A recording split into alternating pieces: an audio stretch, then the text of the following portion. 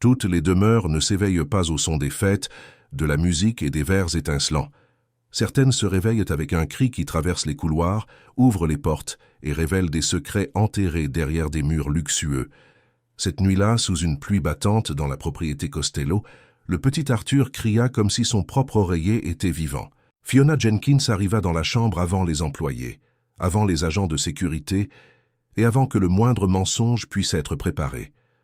Arthur était assis sur le lit, pâle, tremblant, les deux mains agrippées à sa nuque. Il n'avait que 7 ans, d'immenses yeux bleus et un courage qui semblait trop grand pour son corps fragile. Fiona, infirmière pédiatrique expérimentée, ne s'effrayait pas facilement. Elle avait travaillé pendant des années dans des hôpitaux agités, avait vu des urgences, des fièvres inexplicables et des familles désespérées. Mais là, il y avait quelque chose de différent. La douleur du garçon apparaissait toujours au même endroit, toujours après avoir dormi, toujours dans ce lit trop parfait. 3 semaines plus tôt, Fiona n'imaginait même pas qu'elle entrerait dans ce monde. Elle sortait d'une longue garde quand 2 hommes élégants l'abordèrent sur le parking de l'hôpital. Ils dirent seulement que Dominique Costello avait besoin d'une infirmière discrète, compétente et capable de s'occuper d'un enfant qu'aucun spécialiste ne parvenait à soigner. L'enveloppe qu'ils lui remirent contenait un contrat, une avance généreuse et une condition simple, vivre dans la demeure pendant 1 mois. Fiona faillit refuser. Dominique était connu à Chicago comme un milliardaire dur, propriétaire d'entreprises de transport de ports, d'entrepôts et d'affaires que personne ne comprenait complètement. Certains l'admiraient, d'autres le craignaient, mais tous prononçaient son nom avec prudence. Pourtant, quand Fiona vit la photo d'Arthur attachée au dossier médical, elle accepta. Le lendemain, elle franchit les hauts portails de la propriété à Highland Park. La maison ressemblait à un palais de pierre, avec d'immenses fenêtres, un sol en marbre et un silence d'église fermé. Dominique la reçut dans son bureau, vêtu de noir, grand, sérieux, avec une présence qui occupait toute la pièce. Mais ce ne fut pas la richesse que Fiona remarqua, ce fut la fatigue dans ses yeux. « Mademoiselle Jenkins, mon fils ne dort pas correctement depuis des mois, dit-il. Il a des douleurs, se réveille effrayé, perd ses forces pendant la journée. J'ai payé les meilleurs médecins. Personne ne trouve la cause.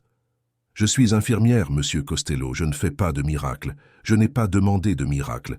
J'ai demandé la vérité. » La réponse resta suspendue entre eux. Fiona vit là un père entouré d'argent et complètement sans défense face à la souffrance de son fils. Elle accepta de s'occuper d'Arthur cette nuit même. Le garçon conquit rapidement son cœur. Il aimait les dinosaures, dessinait des châteaux de travers et appelait Fiona Mademoiselle Courage, parce qu'elle ne laissait jamais Victoria entrer dans la chambre avec des médicaments, sans vérifier d'abord. Victoria Costello, la nouvelle épouse de Dominique, était belle, élégante et froide comme une statue. Elle souriait aux invités, mais regardait Arthur comme s'il était un obstacle plutôt qu'un enfant. À ses côtés se trouvait le docteur Harrison Reed, médecin particulier de la famille. Il parlait d'une voix beaucoup trop tranquille, portait des blouses impeccables et insistait sur le fait qu'Arthur avait seulement besoin de sédatifs plus forts pour se reposer. Fiona n'était pas d'accord. Le garçon ne semblait pas malade de la manière dont il le disait. Ses examens étaient confus, ses crises avaient un horaire, et son état empirait toujours après de longues périodes allongées. Le premier indice arriva un après-midi silencieux, tandis que Fiona changeait les draps. Arthur saisit son poignet et chuchota. « L'oreiller me pince quand la maison devient sombre. » Fiona se baissa. « Quel oreiller ?»« Celui que le docteur Reed a apporté. Il a dit qu'il aiderait mon cou, mais il me fait mal quand je dors. » C'était un oreiller orthopédique coûteux, fait sur mesure, avec une housse blanche et une broderie argentée. Fiona appuya légèrement dessus. Doux, normal. Mais la phrase resta coincée dans son esprit. Cette nuit-là, elle examina Arthur avec calme et trouva de petits points rougeâtres près de sa nuque, si discrets qu'ils auraient pu passer pour une irritation. Quand elle mentionna son observation à Reed, il sourit sans patience. « Les enfants se grattent, infirmière. Ne transformez pas de la poussière en tempête. » Victoria, qui était à côté, compléta. « Arthur a appris que la douleur attire l'attention. Dominique se sent coupable, et vous alimentez cela. » Fiona ne répondit pas. Elle avait appris que, dans les maisons pleines de pouvoir, beaucoup de vérités commençaient comme des murmures. La 3e semaine, Dominique dut partir d'urgence pour New York. Avant de partir, il entra dans la chambre de son fils, s'assit au bord du lit et lui tint la main pendant plusieurs minutes. Arthur faisait semblant de dormir mais serra les doigts de son père. « Prenez soin de lui », demanda Dominique à Fiona, assez bas pour que personne n'entende. « Avec ma vie professionnelle », répondit-elle. Dominique soutint son regard une seconde de plus qu'il n'aurait dû. Entre eux, il y avait du respect, de la tension et une confiance qui naissait sans permission. Fiona détourna les yeux la première, se rappelant qu'elle était là pour Arthur. L'orage commença après le dîner. Les éclairs illuminèrent les jardins et faisaient apparaître les ombres de la demeure encore plus grandes. Victoria entra dans la chambre avec un nouveau flacon remis par Reed. Elle dit qu'Arthur devait dormir profondément, sans se réveiller effrayé. Fiona lut l'étiquette, vérifia le dosage et sentit son estomac se serrer. « C'est trop fort pour un enfant dans cet état. Cela a été prescrit par un médecin, » répondit Victoria, « et ce sera refusé par une infirmière responsable. » Les yeux de Victoria se durcirent. « Vous oubliez que vous êtes employé, et vous oubliez qu'il est un enfant. » Victoria sortit sans claquer la porte. Fiona verrouilla la chambre, rangea le flacon loin d'Arthur et resta assise près du lit. Elle lui lut une histoire sur un petit chevalier qui vainquait des géants grâce à son intelligence. Arthur sourit pendant quelques minutes, puis s'endormit. À 2h14 du matin, le cri retentit. Fiona bondit du fauteuil. Arthur se tordait, pleurait, disait que l'oreiller le mordait. Elle le souleva immédiatement et éloigna sa tête du coussin. Une petite tache sombre apparaissait sur la taie, près de l'endroit où sa nuque reposait. Fiona resta immobile une seconde, respirant profondément pour ne pas perdre son calme. Ce n'était pas de la fièvre, ce n'était pas un cauchemar, ce n'était pas de l'imagination. Elle plaça Arthur de l'autre côté du lit, enveloppa ses épaules dans une couverture et prit les ciseaux médicaux dans son sac. Son cœur battait vite, mais ses mains obéissaient. Elle coupa prudemment la couture latérale de l'oreiller, ouvrit la mousse en couche et sentit un froid lui remonter le long de la colonne. À l'intérieur, il y avait une structure fine, cachée entre le tissu et la mousse. Fixées dessus, des dizaines de petites aiguilles pointaient vers le haut, placées de manière à n'apparaître que lorsque le poids d'une tête enfonçait lentement le matériau. Les pointes étaient assombries par une substance que Fiona ne reconnut pas. Elle recula horrifiée, mais ne cria pas. Arthur avait besoin qu'elle reste forte. « Mon Dieu » murmura-t-elle, « qui te ferait cela ?» Arthur tremblait, regardant l'oreiller comme s'il regardait un monstre enfin démasqué. Fiona photographia tout avec son téléphone, rangea la taie dans un sac propre et prit le téléphone d'urgence que Dominique lui avait donné. Avant qu'elle puisse appeler, la poignée tourna. La chambre était verrouillée. Quelqu'un avait une clé. Fiona éteignit la lumière principale, plaça Arthur derrière elle et tint les ciseaux comme un bouclier improvisé. De l'autre côté, des pas lents s'arrêtèrent devant la porte. Une voix masculine, basse et contrôlée, traversa le bois. « Ouvrez, infirmière. » « Le docteur doit examiner le garçon maintenant. » Fiona comprit tout à cet instant. Fiona ne répondit pas. Elle approcha sa bouche de l'oreille d'Arthur et parla presque sans bruit. « Quand je te le dirai, tu entres dans la salle de bain et tu te caches derrière la baignoire. » Arthur acquiesça, des larmes sur le visage. La poignée tourna de nouveau. La voix de Harrison Reed apparut encore, cette fois sans son faux calme. « Je sais que vous avez trouvé quelque chose. N'aggravez pas la situation, ouvrez la porte. » Fiona appuya sur l'appel rapide de Dominique. Le téléphone vibra une fois, 2 fois, 3 fois. Rien. L'orage semblait avaler le signal. Alors elle envoya les photos de l'oreiller ouvert, la localisation de la chambre et une phrase. Ils essaient de tuer Arthur. Dehors, Reed frappa violemment. Victoria a ordonné d'en finir avec ça aujourd'hui, Fiona. Vous ne comprenez pas la fortune qui est en jeu. La confession vint facilement. Fiona sentit la peur devenir concentration. Elle poussa une commode contre la porte, prit Arthur dans ses bras et courut vers la salle de bain reliée à la chambre. Il y avait là un passage de service utilisé par les femmes de chambre. Derrière eux, la porte de la chambre craqua. Fiona entra avec Arthur dans les couloirs internes de la demeure. Le garçon tremblait sous la couverture, mais obéissait en silence. Les lumières clignotaient, les tuyaux grinçaient et le vent sifflait dans les murs. Au bout du couloir, 2 ombres apparurent. Fiona se baissa derrière une armoire, serrant Arthur contre sa poitrine. Victoria passait accompagnée d'un agent de sécurité. Reed a tout gâché, dit Victoria. Il aurait dû augmenter les médicaments avant. Si Dominique revient et trouve cet oreiller, nous sommes perdus. L'agent de sécurité demanda « Et l'infirmière ?» Victoria attendit une seconde avant de répondre. Elle aura un accident en essayant de fuir avec le garçon.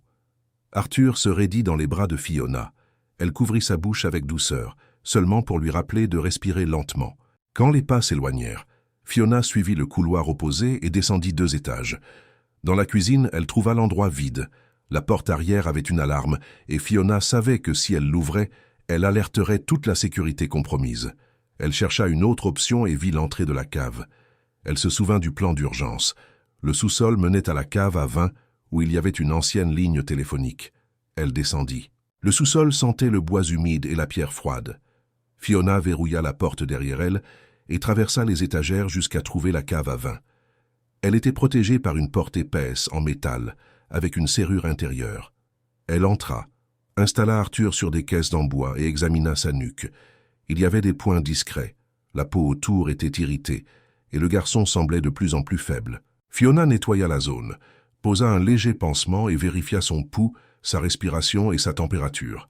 Elle ne pouvait pas savoir exactement quelle substance se trouvait sur les aiguilles, mais elle pouvait empêcher Arthur d'empirer. Elle ouvrit son sac médical, prépara une hydratation et maintint le garçon éveillé en lui posant des questions simples. « Quel est ton dinosaure préféré ?»« Tyrannosaure », murmura Arthur. « Très bien. Et quel est le nom du petit chevalier de l'histoire ?»« Thomas. » C'est ça. Thomas n'abandonne jamais avant le dernier chapitre. Le téléphone ancien fixé au mur grésilla quand Fiona décrocha le combiné. Elle composa de nouveau le numéro de Dominique. Cette fois, l'appel aboutit. « Fiona ?» Sa voix arriva dure, accompagnée d'un bruit de moteur. « Dominique, écoutez-moi attentivement. Victoria et Reed ont caché des aiguilles dans l'oreiller orthopédique. Il y avait une substance sur les pointes. Arthur a été touché de nouveau, mais il est conscient. Nous sommes dans la cave à vin. Certains agents de sécurité obéissent à Victoria. De l'autre côté, il y eut un silence. Fiona attendit une explosion, un cri, n'importe quelle réaction. Ce qui vint fut pire, un calme absolu. Verrouillez la porte. Éloignez mon fils de l'entrée.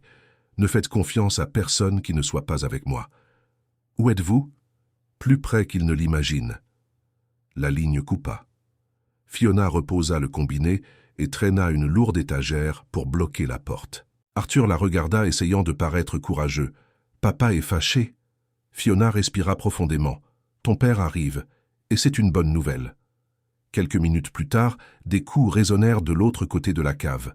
Victoria l'appela d'une voix trop douce. « Fiona, ouvrez. Je sais que vous avez peur, nous allons régler cela entre adultes. » Fiona resta silencieuse, agenouillée près d'Arthur. « Vous n'appartenez pas à cette famille, » continua Victoria. « Dominique peut sembler reconnaissant maintenant, mais il oublie vite. Prenez votre argent et partez. Le garçon est né faible. Tout le monde acceptera que la maladie est gagnée. » Fiona prit son téléphone et commença à enregistrer. Victoria perdit patience. « Vous pensez que le sauver vous transformera en héroïne? Arthur est la seule chose entre moi et tout ce que Dominique a construit. Tant que ce gamin existera, je ne serai que la seconde épouse. Quand il ne sera plus là, la maison, les entreprises et le nom Costello changeront de direction. » Sa voix se brisa dans une jalousie pure. Soudain, un fracas vint de l'étage supérieur. Ce n'était pas le tonnerre, c'était quelque chose de lourd qu'on renversait. Puis des pas, des voix fermes, et le son reconnaissable entre tous d'hommes prenant le contrôle de la maison. Victoria devint muette. La porte de la cave ne fut pas enfoncée. Quelqu'un de l'autre côté parla simplement avec autorité. « Fiona Jenkins, c'est Silvio. Je suis avec Dominique. » Il a demandé de dire « Mademoiselle Courage ». Arthur ouvrit les yeux. « C'est lui, Fiona. C'est mon père qui a inventé ça. » Même ainsi, Fiona n'ouvrit pas immédiatement. Elle demanda à Silvio de dire le nom du dinosaure préféré d'Arthur. Il y eut une courte pause, puis une autre voix apparut, basse, chargée d'une émotion contenue. « Tyrannosaure. »« Maintenant ouvrez, Fiona. » Elle écarta l'étagère et déverrouilla la porte. Dominique Costello était là, trempé par la pluie, le visage fermé, les yeux fixés sur son fils. Pour la première fois depuis que Fiona le connaissait, il ne semblait plus y avoir de milliardaires, d'hommes d'affaires ou d'hommes redoutés. Il y avait seulement un père sur le point de s'effondrer. Arthur tenta de sourire. Papa, l'oreiller avait des épines. Dominique traversa la cave en 2 pas et s'agenouilla devant lui. Il toucha le visage du garçon avec précaution. « Je sais, champion. C'est fini. Tu ne dormiras plus jamais avec la peur. » Fiona remit à Dominique la thé, les photos et l'enregistrement. Il regarda tout en silence. « Il doit aller immédiatement à l'hôpital, » dit Fiona, « et faire des examens toxicologiques. Nous ne pouvons pas perdre de temps. » Dominique acquiesça. L'ambulance privée est à l'arrière. Silvio, personne ne sort de cette maison sans être identifié. Pendant que Dominique soulevait Arthur dans ses bras, Fiona vit Victoria dans le couloir du sous-sol, retenue par 2 hommes de l'équipe loyale. Son visage avait perdu toute élégance. Elle tenta de parler, d'inventer, de pleurer, mais Dominique passa devant elle sans la regarder. À l'entrée arrière, la pluie tombait fort. L'ambulance attendait, portes ouvertes, avec une équipe médicale prête. Fiona monta à côté d'Arthur et prit en charge les instructions cliniques, parlant vite, avec précision. Dominique entra juste après, tenant la main de son fils. Quand le véhicule démarra, Arthur s'endormit sous surveillance. Fiona observa ses signes vitaux se stabiliser peu à peu et comprit seulement alors que ses propres mains tremblaient. Dominique le remarqua aussi. « Vous avez sauvé mon fils à l'intérieur de ma propre maison, dit-il. » Fiona regarda par la fenêtre mouillée. « J'ai seulement écouté ce qu'il essayait de dire. Tout le monde a appelé cela de l'imagination. Moi aussi, j'ai mis trop de temps à écouter. Alors écoutez maintenant. Arthur aura besoin de vous calme, présent et du bon côté. » Dominique fixa son fils endormi et acquiesça. La tempête continuait dehors, mais pour la première fois cette nuit-là, Arthur ne cria pas. À l'hôpital, Arthur reçut des soins et se reposa sans peur pour la première fois depuis des mois. Dominique resta à côté du lit, tenant sa petite main, tandis que Fiona expliquait au médecin tout ce qu'elle avait découvert. Victoria et Reed furent remis aux autorités avec les preuves enregistrées, et la demeure, autrefois pleine de silence, perdit enfin ses ombres. Quelques jours plus tard, Arthur rentra chez lui avec une autre chambre, un autre oreiller et une certitude. Fiona n'était pas seulement une infirmière, elle était sa protectrice. Si cette histoire vous a touché, laissez votre commentaire, aimez la vidéo et abonnez-vous pour suivre de nouvelles histoires émouvantes dans le prochain chapitre ici aussi.